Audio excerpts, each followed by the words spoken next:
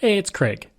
I just wanted to let you know that you can listen to Canadian History X early and ad-free on Amazon Music, included with Prime. Greetings and welcome to another episode of Canadian History X. Today on the podcast, I'm doing an interview with Eric Alper. He's got a show on Sirius, he's been in the music industry for 2 decades plus, and he's actually helped the podcast quite a bit because it was through him that I was able to get interviews with people like Fred Penner, Biff Naked, Andy Kim, and the upcoming Tom Jackson, as well as Kim Mitchell.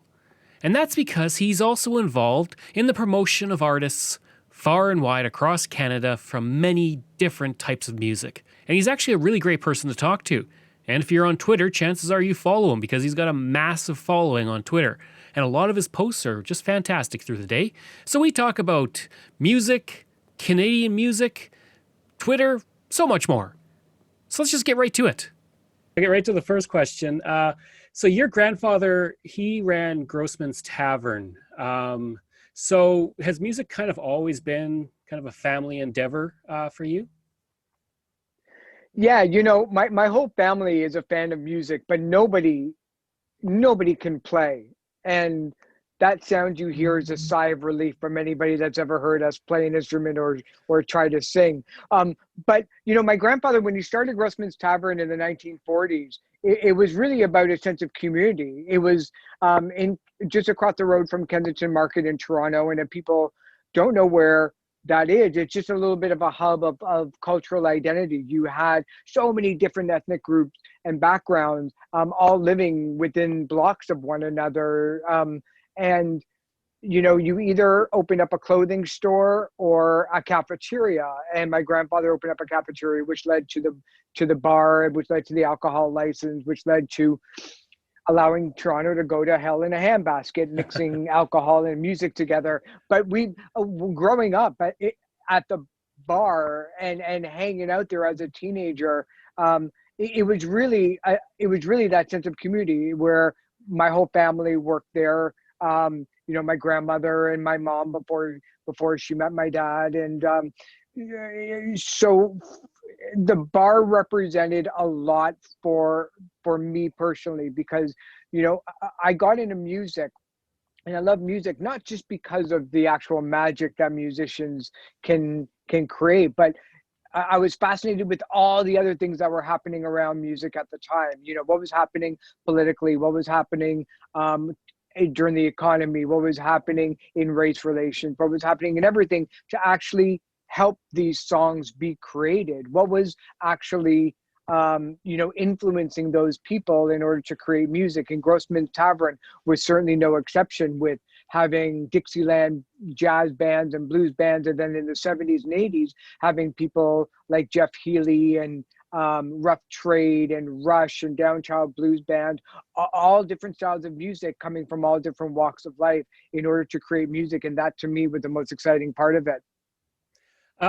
So how did growing up around all that live music, how did that influence you at a young age to later on get so involved in the music industry? Yeah, I saw the movie called American Hot Wax when I was 8, and it told the story of the Cleveland DJ Alan Freed, who coined the term rock and roll. And at the time, I was 8. I was buying Donny Osmond and Bay City Rollers and not having a clue where any of this really comes from. But when I saw American Hot Wax, it had concert footage from the real lives, Chuck Berry and Jerry Lee Lewis up there on the screen. And it hit me squarely in my mind that that's what I wanted to do, not play, but somehow I wanted to get into whatever they were doing, whatever industry that was in. And I kind of liken it to some people being in trance forever, seeing Star Wars for the first time. These people were like my sci-fi heroes. They were just superheroes to me. And so that bar allowed me to have one step away from where I wanted to go. And then that led to me getting a subscription to Billboard magazine for my birthday when I was 12. And I loved reading the charts and reading the stories about these record labels like Motown and RCA and all of these amazing people that I loved reading about. And when I graduated from university, it was, hitting the ground running, starting a record label, then a booking agent, then a publicity, then left everything else behind and just started to do publicity. And they've been doing that now for 25 years. So a large part of it was I kind of had an inkling of people who were in that industry, but I had no idea how to even approach them. And I never did. I really, it's not like that. I talked to my grandfather about the industry. We never really did. And all those bands, I never really used the relationship that we all had with them to get help. I was terrified to. I didn't know anything. Nobody told me anything that I could actually ask another publicist how they did their job. But it seemed like fun, and the more I did it, the more I loved it. Looking at your website, and you have your list of your past and present people you've worked with, has there ever been a time where you're just kind of like I can't believe that I'm talking to this person, or I'm working with this every person? day. Yeah. Oh my God, every day. Oh yeah, my whole life is like that. When I was working at Koch and Entertainment One, we were the largest distributor of music in the world, and being in Canada, I was doing all the PR for all of their tour dates and releases. So I got to hang out and meet and work with Jerry Lee Lewis and Ray Charles and Sinead O'Connor and Bob Geldof and Ringo Starr and all those people. I bought their albums, and still to this day, when I work with somebody, and I tell them when I'm working with a Honeymoon Suite or Sash Jordan or Biff Naked, I geek out. I have to. I'm not giving them like, hey, why did you choose to do this? It's almost like I can't believe we're all in the same place together. I would never tell them that. But yeah, there's times when I look at a lot of people, and even when I talk to them for the SiriusXM show, I have to geek out in the beginning just to get it over and done with, just the amount of times I saw that artist or the amount of albums I bought, or just to say thank you to certain artists that I still listen to after all of these years. Yeah, I'm really fortunate, because even with the radio show, I only talk to people I love. And so nobody really tells me what to do. And then with Koch and E1 and now here with my own company, nobody's really told me what to work and what not to work. It was always like a gut feeling. But yeah, I'm sure there were times when I worked Bob Geldof 2 years longer than anybody needed to, but I just loved working with them. So why not? Mm-hmm. When we look at kind of popular music, a lot of attention goes to America, or especially Britain. But when you look at Canadian music, going all the way back to like Paul Anka, and then to Neil Young and Rush, and all the way up to Bare Naked Ladies and beyond, is there anything that kind of makes Canadian music stand out, that makes it kind of our special blend of maybe America and the UK? Yeah, this country has been always very, very kind to those that can play live. I mean, we're a very big country with not a lot of people. We're the second largest mass in the universe, and with a population that fits in the tri-state area of New York, New Jersey, and Boston. I mean, we're smaller than California. So when I was growing up, and up until maybe 5 or 6 years ago, you had to play live a lot in order to get great. I mean, pop music, even the pop music that I was growing up with, of Bryan Adams or Shania Twain or Alanis Morissette, they did their time on the road, and they can cut it live. Now, of course, we're living in a time when, you can just lip sync to a song on TikTok and get 34, 35 million followers. And there's nothing wrong with that. But the Canadian sound has always been, I think, one of definite of influence, and the people that you're surrounded with. It's why Drake can use different cultures and appropriate with ease all these different things happening around him, because he grew up in such a multicultural, multi-environment as Toronto. When you're Joni Mitchell or Neil Young or Randy Bachman in Manitoba, when, no offense to people who live there, but there is nothing to do after 6 months of the year during the winter time. So I think that's why a lot of arts come from there, is because they're creating all the time when it's just too cold to go outside, really. And they listen to what else is happening around them? A lot of folk, a lot of roots, a lot of country music, a lot of doo-wop band, and they take that into their own music. But certainly, I think lyrical quality. I don't think we're any different, as much as we like to think so. You know, you can look at the Tragically Hip and say, well, maybe that's why they didn't break in America. Mhm. Where it's hard for somebody in Florida to understand Wheat Kings or 50 Mission Cap Mhm. or Bob Cajun. But then on the other hand, you look at Oasis coming from the UK or the Manchester scene or Lou Reed from New York. Those are very distinct places where their music has touched them and the environment has touched them, but we all seem to like it. This is just a really hard, I mean, I don't think it's mostly a musical thing. I think it's more of an industry thing more than anything else, because living so close to America and getting so influenced by the UK music Mhm. scene that it's hard for Canadians to break out. So I think sometimes we kind of want to sound and have our own distinct sound, but on the other hand, we kind of also don't, because we need to mix in and sell a lot of records around the world. How has the Canadian music scene or Canadian music in general changed since the 1990s when you were getting involved initially with music professionally? What? Yes. Well, I don't have to fax anybody anymore, which is awesome. I don't think anybody has a fax machine.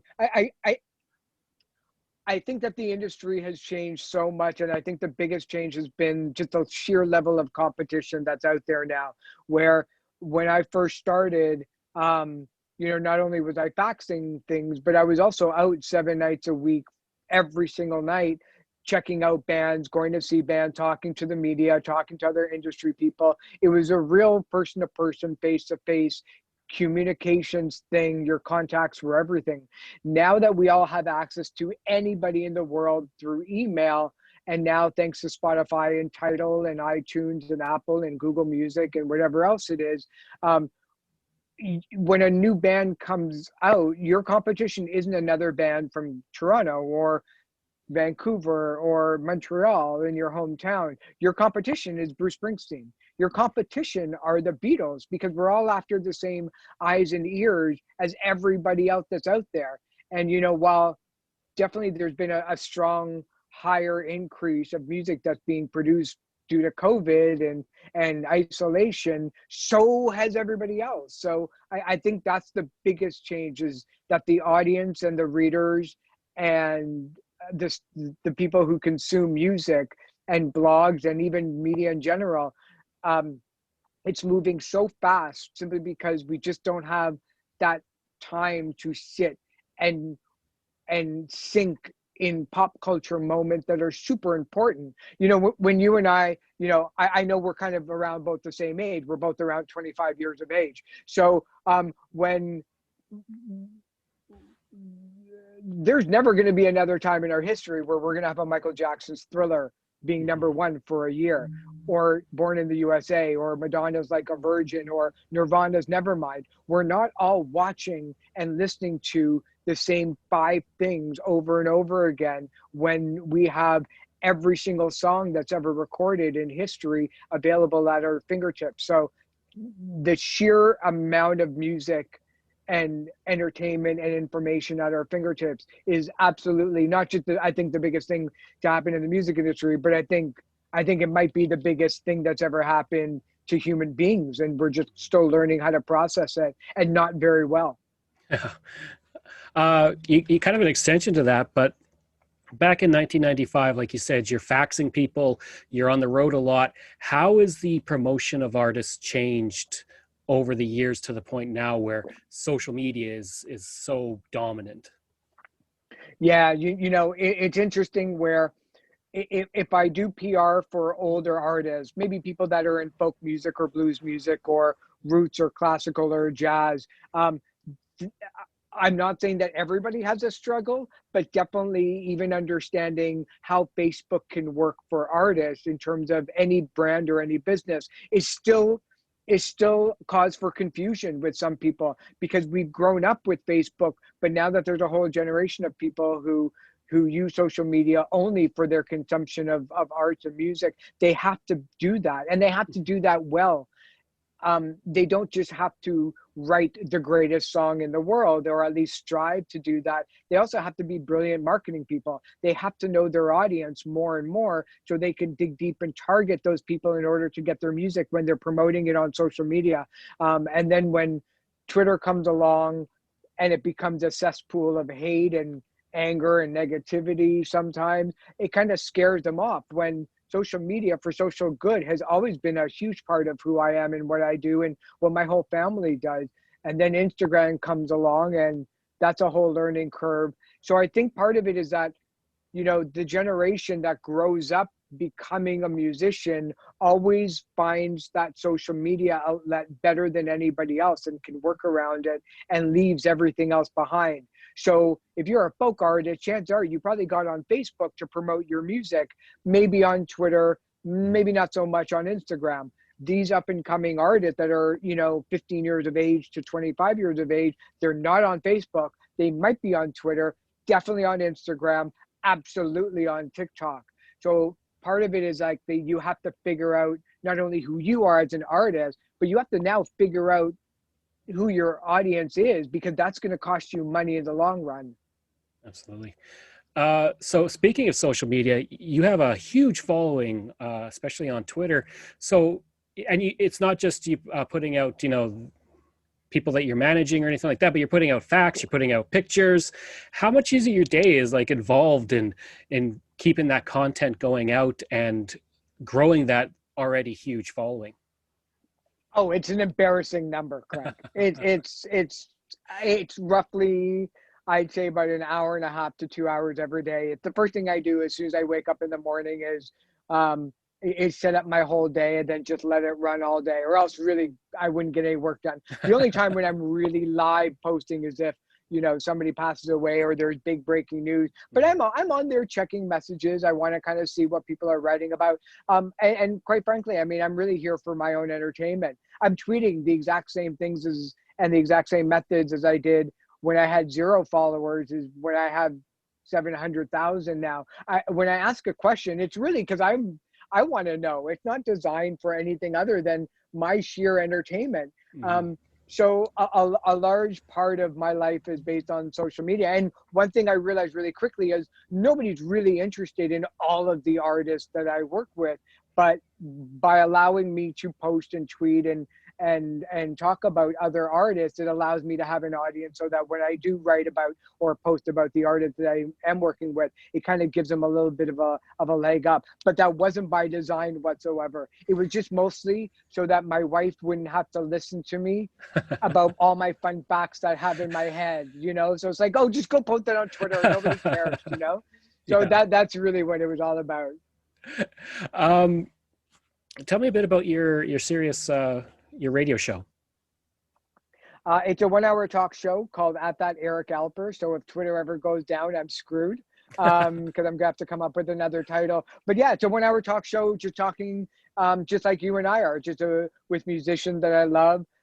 This weekend, I've got Slim Jim Phantom from the Stray Cats, and I talked to John Anderson from Yes and Kurt Smith of Tears for Fears, and just people that I've long admired. And it's a chance for me to not go too inside baseball too much. I don't dig deep into how they create the sounds. I think that's for other people that are way more knowledgeable about guitar tones and pedals. And I had no idea about any of that stuff, but I'm always kind of fascinated with not only how they got started, but I think more importantly, kind of what happens when you start to sell 5 million albums. That's the stuff that interests me. Like, where does your mind start to click that you can't go out anymore? Like, what's that like? What are you spending your money on? How much pressure is it when all of your dreams are achieved and yet it makes you miserable?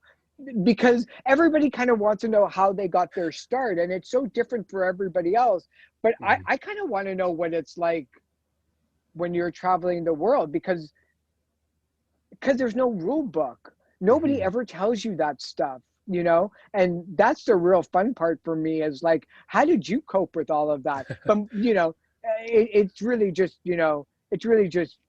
shooting the breeze with people, and pretty light for me to do it. Yeah, I had a lot of fun doing it. Nice. And I guess how, with COVID kind of dominating everything right now, how has COVID shown how important arts are, like music, whatever it might be? And is that something that we'll see continue afterwards, once, vaccine comes along and all of that? But has it shown the importance of art in our life as we, deal with all of this, often stuck at home? What's this COVID everybody keeps talking about? I mean, I don't go out anyway, so I have no idea. Um, you know, you realize what a giant introvert you are when there's a world pandemic and your whole life really doesn't change all that much. Um, I, Look, the sheer amount of music that's being created is astounding, and for the most part, it's all good. It's all brilliant stuff. Um, when we all got called back in around March and April, I went outside. I had a scream for about 4 seconds, and I went back inside, and I emailed everybody, and I said, "I'm still going to be here. I'm still going to be working. Don't know what your plans are, but I don't have anything else to do. I don't know what else to do anyway. I've never done anything else. I can't suddenly pick up a hobby like cooking. I suck at it. I know who I am. You know what I mean? Yeah. So a large part of it was just continuing to work with the artists. All of them ramped up their release schedule. All of them started being more creative. So an artist that had 6 songs on their EP and were planning on making 2 videos for the EP are now making 5 videos for the EP, or that they're not even putting out a song unless they know for sure that they can make a video for it. I think right now the only reason why people are making albums or EPs is just to really qualify for the Juno Awards or Grammys, because they're still in that album mode of you have to have an album in order to qualify. I think for the most part, everybody is just single by single by single. But certainly we've seen a huge increase in the amount of time that people are spending, not only on Netflix or YouTube and Spotify and the like. But I think just the sheer amount of music that's being created right now is astronomical. I think, when you find out that Spotify has gone from uploading 22,000 songs a day and about 44,000 songs on New Music Friday pre-COVID to over 50,000 songs a day and over 120,000 songs on Friday, you know that there's a lot of music out there. And like everything else, most of it isn't really good, but that's just percentage. That's what happens when you can record something in your bedroom and upload it. There's really no quality control sometimes, and that's okay. Even the Beatles' first 100 songs they wrote, I'm sure, stunk. Yeah. But it's a matter of keep trying and keep working at it. So for me, nothing really changed. I know I was one of the very few publicists in North America to keep going throughout all of this, simply because the artists were going through all of it. I didn't force them to do anything that they didn't want to do. But now the sheer amount of press releases I'm getting from other publicists around the world is right up there at the biggest peak I've ever seen. And that's after a good month, 6-week lull and stuff happening. So yeah, I think things are kind of back to normal without, of course, having any live shows for the foreseeable future. And that may not even happen until, I think, at least midsummer 2021 at the earliest. Absolutely. And then the last question. So if people want to, listen to your show, if they want to follow you on Twitter or anywhere else or get in touch with you, what exactly do they do? Yeah, the best thing they can do is go to the website at thatericalper.com, or follow me on Twitter at thatericalper, and I have all the information on the SiriusXM show and the website and everything else that's kind of burning through my mind at that time. I hope you enjoyed that interview with Eric Alper, and if you did, please leave a rating and review. You can reach me at craig@canadaehx.ca. You can visit my website where you'll find hundreds of articles on Canada's history, as well as all my podcast episodes. Just go to canadaehx.ca. And of course, you can support the podcast on Patreon. Just go to patreon.com/canadaehx. Just like all of these wonderful patrons have. Aaron O'Hara, Robert Dunseith, Todd Casey, Catherine Roy, Luke S., Vic Hedges, J.P. Bear, Jason Hall, Phil Maynard, Spencer M., and Iris Gray. Thanks, and we'll see you again next time.